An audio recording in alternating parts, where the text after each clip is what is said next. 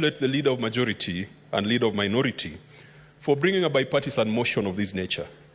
Indeed, this is the right time to discuss the state of the nation. Mr. Speaker, let me first start by sending my condolences and the delegation that I lead to the 39 families whose children died in the last 1 week. The Kenya National Commission on Human Rights has told us that 36 were injured, 627 young people were arrested, and 32 have disappeared. Mr. Speaker, disappearances and extrajudicial killings have returned to this country, despite the promises that were made during the campaigns. I also wish to sympathize with the traders who have lost their property across the nation.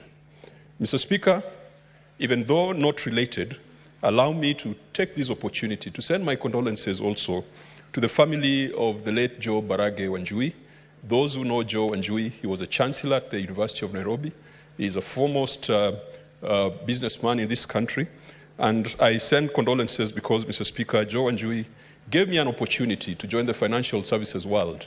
When I left the university, he never cared about my last name.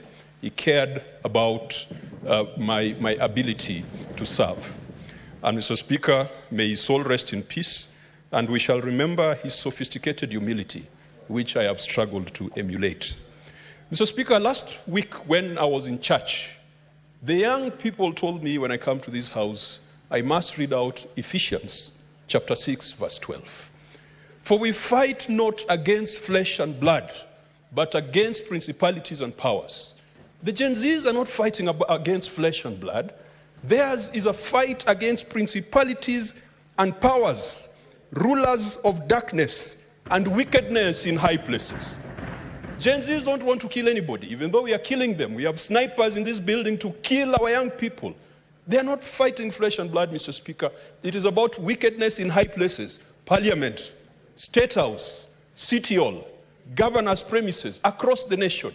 It is wickedness in high places that the Gen Zs are fighting against.